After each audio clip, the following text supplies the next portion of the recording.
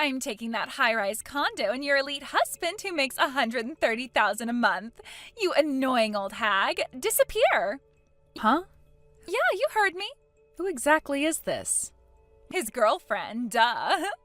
My husband's girlfriend? Wait, and what's this about a condo? Yeah, that fancy high-rise condo you just bought, huh? Starting today, it's gonna be my sweet home with him. I'm completely lost. What on earth are you talking about? Come on, don't you recognize me yet? Sorry, I don't think I do. Do I really have to say it? I'm Danny. We went to middle school together. Wait, Danny? Hold on, let me think. Wow, I even introduced myself and you still don't remember? Oh, yeah, now I think I remember. You were always bragging about being the tallest girl in class, right? Yes, exactly. I was tall, model-like, super mature, and of course, stunningly gorgeous. Yep, that was me. You did have that whole thing going on. But honestly, I've completely forgotten what your face even looks like. Excuse me? And now you, the tall girl from back then, are telling me you're my husband's girlfriend? Oh yeah, Chris is head over heels for me. Wait, Chris? Yep, he's totally ready to divorce you soon. So I packed up my stuff and came over to the high-rise, and guess what? I could just waltz right in. So from today, this place is officially mine. Chris? Yeah, your husband, Chris. My husband's name is Chris, with a C. Wait, what? Chris is my husband's older brother. Huh? Wait, what? Yeah, Chris is my brother-in-law, not my husband. Wait a minute. What? Oh, and just out of curiosity, which high-rise are you in right now? What's the room number? Tower A, 3803. Oh, right. That's where Chris lives. Wait, so the place is right? Well, yeah, you've got the right high-rise and room, I guess. Oh, well, that's a relief. Sure. Man, I swear, sometimes you really can't trust the info you pick up at these reunions. I mean, it's been pretty unreliable lately. Reunion? You mean the one from 3 months ago that I didn't attend? Yeah, one of your friends at the reunion said Ashley is going to marry the future CEO and his salary is guaranteed to be $13,000 a month. I think I understand now. But you know what? It's fine. I mean, sure, mistaking you for Chris's wife is a bit of a blunder. But hey, I got into the high-rise suite, so that's a win for me. See ya!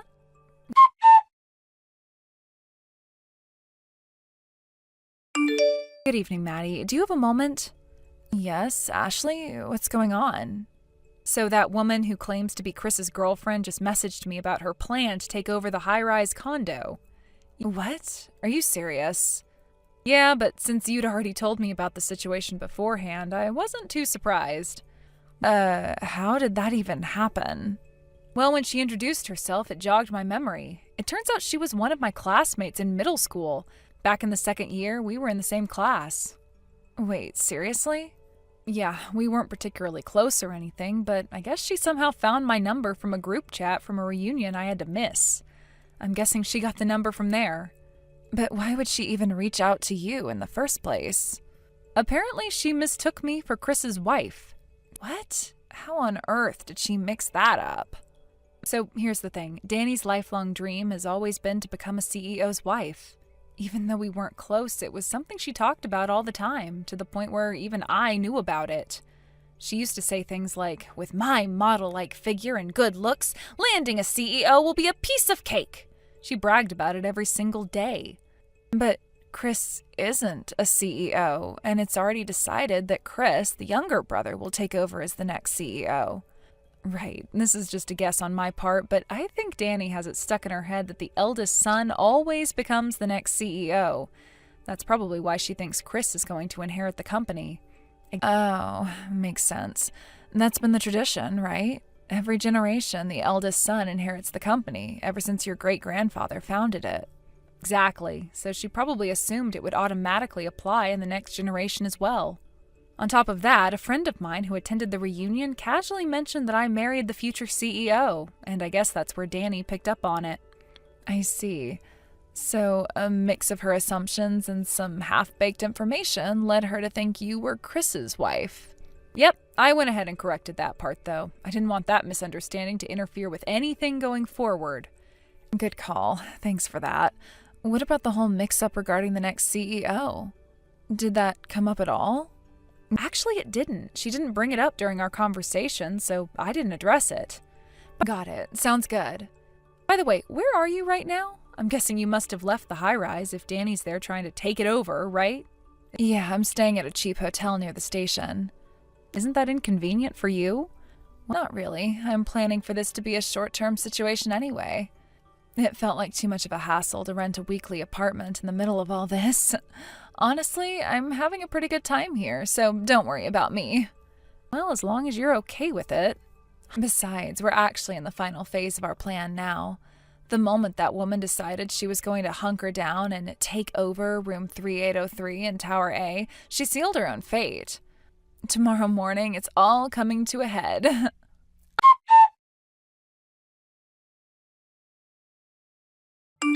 Oh, nothing beats the morning view from the high floor of a luxury tower apartment. It'd be perfect if only Chris weren't away on his overseas business trip. Huh? Wait, do you not know?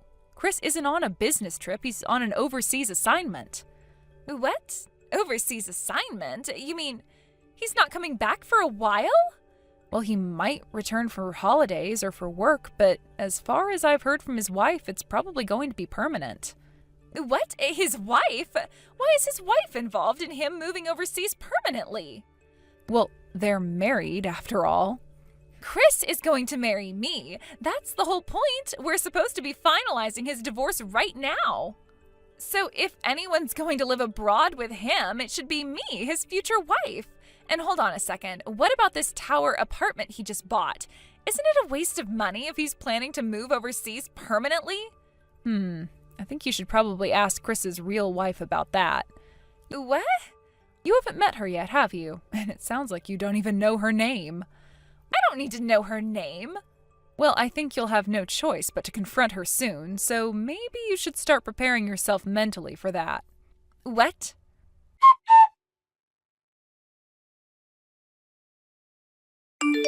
Danny, you remember me, right? Huh? Your half-sister, Maddie. What? Maddie? It's been about 10 years, hasn't it? Ever since you tried to take my last home by stealing my husband but failed, and then vanished without a trace. What are you talking about? Oh, you don't remember? You barged into my home, acting all triumphant, telling me to get out like you had won. I still remember what I said back then to you. All right, I'll leave. But just so you know, this house is under my name. And let's not forget when I added, by the way, my husband only makes $1,300 a month. Good luck with that. I can still picture that stunned look on your face, like a pigeon hit with a bean gun. I haven't forgotten that moment. It was priceless. Ugh, I mean, who would have guessed that guy was a part-timer with such a low income? Or that the house was actually under your name? And here you are, 10 years later, pulling the same stunt. Haven't learned a thing, have you? What? What are you even talking about? Didn't you catch on when Ashley messaged you earlier? Why would I care? What are you getting at? I'm Chris's wife. What? After I divorced my ex-husband, I met Chris. We got married. What? That is so unfair. You need to divorce him right now. Let Chris go. I'm sorry to disappoint you, but this time you didn't steal anything. You're just stalking him. Huh? All those times you thought you were meeting him after work, you were just stalking him. And that 3803 apartment you're sitting in right now, you broke in with the key you stole from Chris's bag. It's called trespassing, and now you're squatting illegally. What are you talking about? Chris left his bag open so I could easily grab the key. He was doing me a favor. No, he just forgot to zip his bag properly. And most people, when they see an open bag, don't just take things from it. That's called stealing. Whatever. Either way, this apartment is mine now. Chris's stuff belongs to me since I'm going to be his future wife after all. Weren't you listening? He's going to divorce you. I hate to break it to you, but that 3803 apartment you're sitting in, I bought that. What? I'm a real estate investor. That apartment was an investment property. But then Chris's overseas assignment came up, and with the lease on our old place expiring, we decided to stay there temporarily for the last 6 months before his departure. Are you serious? Yep, and now that Chris is away, I'm planning to put it on the market for rent. So do me a favor, pack up your stuff and get out. You've got to be kidding me.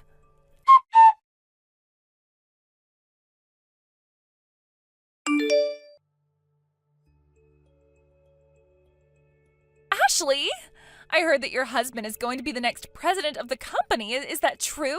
You have to let me have your husband. Honestly, I should have aimed for him from the start, but I ended up making a mistake and going after someone else. This whole situation is so confusing. As an apology for messing things up, you need to give me your husband. I knew you would say something like that. So give him to me right now. Well, I mean, it's a freebie, right? That's not impossible. With my model-like figure and stunning beauty, any man would fall head over heels for me in no time. You did mention that my husband's name is Chris, right? What? Chris? Do you really think you can take him just because you heard his name? Did you really think you can take him just because you heard his name? I don't think your choice of words was very nice, but yes, that Chris. The same one you've bullied and looked down on for ages. And it turns out that Chris is actually the son of the company president. No matter how good-looking someone might be, there's no way I could develop any romantic feelings for someone who only brings back terrible memories for me. If only I had known back then that he was the president's son. Ugh, I really messed up this time.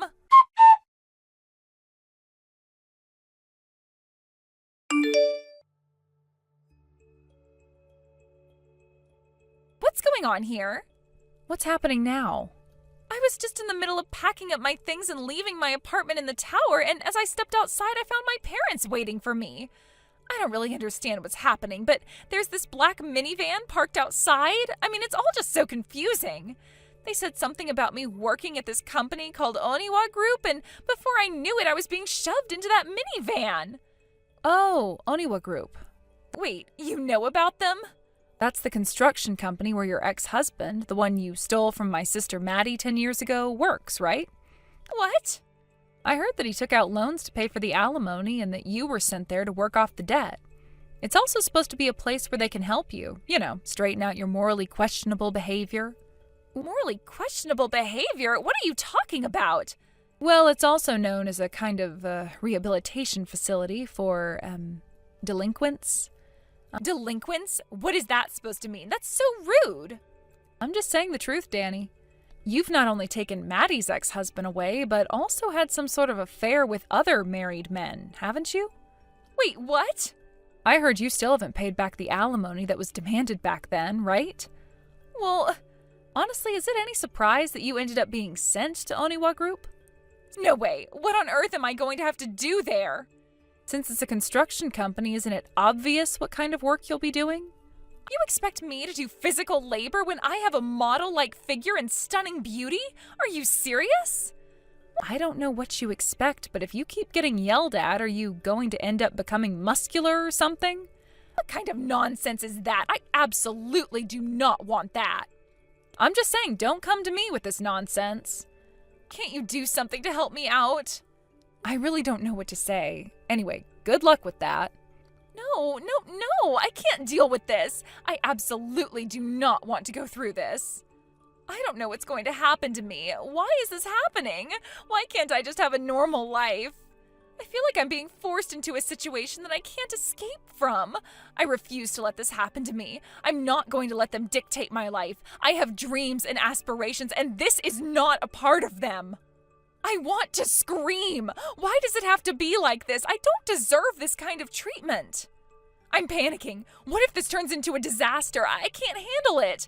I just want to run away from all of this. I can't believe my life has come to this point. I'm so frustrated. This is the absolute worst. No. I can't do this.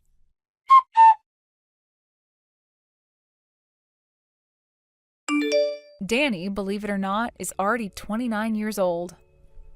her parents had reached a breaking point with her behavior and decided to give up trying to manage her. They had been neglecting her for quite a while, but when she almost landed in a situation that could have involved the police, they realized it was time for drastic measures. They arranged for her to join Oniwa Group, a construction company, in hopes that it would help her straighten out her life. Danny, however, was completely bewildered by this turn of events. Instead of stepping into her dream life as the glamorous wife of a company president, she found herself burdened with debt and forced to work at a construction site. The reality of her situation left her feeling lost and confused. "Such a job could never suit someone as dazzling as I am," she cried, throwing a fit and causing a scene. It was hard for her to accept that her life had taken such an unexpected turn. She had envisioned a life filled with luxury, elegance, and high society, but here she was, being told to work in an environment far removed from her dreams. Despite her protests and outbursts, her situation changed rapidly. In no time at all, she was captured, metaphorically speaking, and thrown into a black minivan that whisked her away to her new life. As the vehicle sped off, Danny couldn't help but feel like she was being taken to some sort of punishment. She was overwhelmed by a mix of disbelief, fear, and a deep sense of loss for the life she had envisioned for herself. Now she found herself in a reality where she had to pay off her debts from her monthly salary while enduring tough training under the guidance of strict and demanding senior colleagues. The work was physically grueling, and Danny had to sweat profusely, often struggling to catch her breath. She was quickly learning that her previous life of glamour was worlds apart from the reality of her new job. At the construction site, the atmosphere was harsh and unrelenting.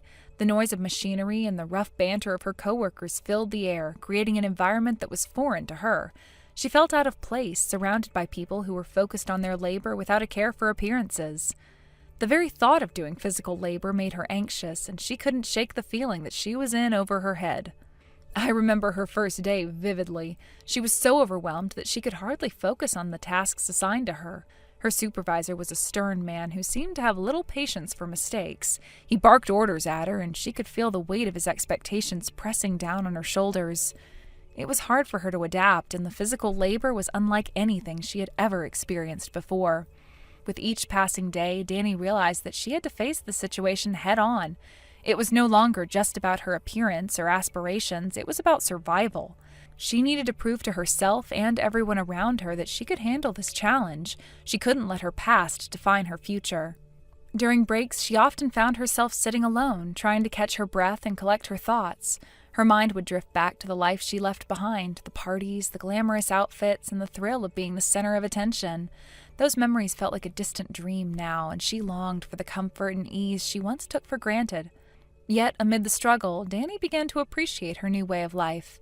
The people at Oniwa Group, while rough around the edges, were honest and straightforward.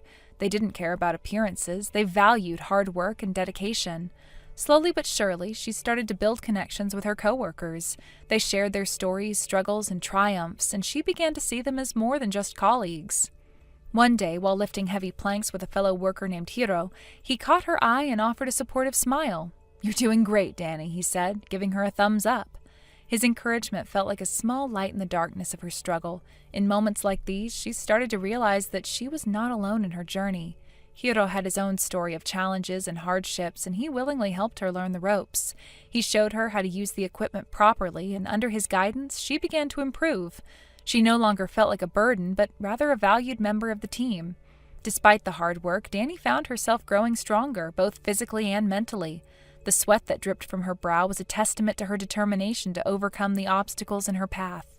As the weeks went by, she could see the progress she was making, not just in her work, but in her confidence as well. Of course, there were still moments of despair. There were days when the exhaustion felt overwhelming and she wanted to give up. There were times when she would sit alone, tears prickling at her eyes, reflecting on the life she had left behind. She missed the glamour, the excitement, and the freedom she once enjoyed. But then she remembered why she was here. She needed to pay off her debts and find a way to turn her life around. She couldn't let her past mistakes define her. She had to push through the pain and keep moving forward. One day, after a particularly grueling week, her supervisor called her into his office. Her heart raced as she wondered if she had done something wrong. But instead of reprimanding her, he surprised her by praising her hard work and dedication. "You've come a long way, Danny," he said, a rare smile crossing his face. "Keep it up and you'll go far in this company." His words meant more to her than she could express. It was a turning point for her, a moment when she realized that she could indeed find a place for herself here. She was no longer just the girl who had stumbled into this situation. She was becoming a part of the team, a community that valued each other's efforts. As she settled into her role, she also began to think about her future. What did she really want? Was this where she wanted to stay forever? Part of her was still drawn to the life she had imagined for herself, but she knew she needed to focus on the present first. With the help of her coworkers, Danny began to learn about the construction industry. She discovered that there was more to it than just physical labor. She found herself fascinated by the projects that they worked on, the teamwork involved, and the sense of accomplishment that came with completing a job well done. Little by little, she started to feel a sense of pride in her work. She could see that she was no longer just a girl in a pretty dress. She was becoming a woman who could take charge of her life. She began to embrace her new identity and the strength that came with it. As the months went by, she continued to pay off her debts and felt a growing sense of independence. She was no longer dependent on anyone else to define her worth. She had learned to stand on her own 2 feet, and it felt exhilarating. While she still had moments of longing for her old life, she also found joy in the friendships she was forming at Oniwa Group. They would often share laughs and stories during breaks, and she felt a sense of belonging that she hadn't experienced in a long time. In the end, she realized that this unexpected turn of events had become a blessing in disguise. She was learning about resilience, hard work, and the value of genuine friendships. It was a journey that was shaping her into the person she had always wanted to be, even if it wasn't in the way she had originally envisioned. She couldn't help but wonder what the future would hold for her. Would she ever return to that glamorous life she once dreamed of? Or had she found something more fulfilling in this new path? Only time would tell, but for now, she was ready to face whatever challenges lay ahead. Through the ups and downs, she had discovered her strength, her voice, and her place in the world. And that, above all, was worth every ounce of sweat and tears. As she reflected on her journey, she realized that she was not just surviving, she was thriving. She had come to appreciate the value of hard work and the satisfaction that came with it. She was no longer just a pretty face, she was a determined woman with a strong spirit. Every morning she woke up with a renewed sense of purpose. She was ready to face the day, no matter what challenges awaited her. She had learned that life was not always easy, but it was in those moments of struggle that she found her true strength. In the end, she had transformed her life in ways she had never imagined. The woman who once cried over the loss of her glamorous lifestyle was now embracing the beauty of her new reality. She was learning to navigate this new world one step at a time, and she was proud of the person she was becoming. Thank you for watching. Please subscribe and hit the like button. See you next time.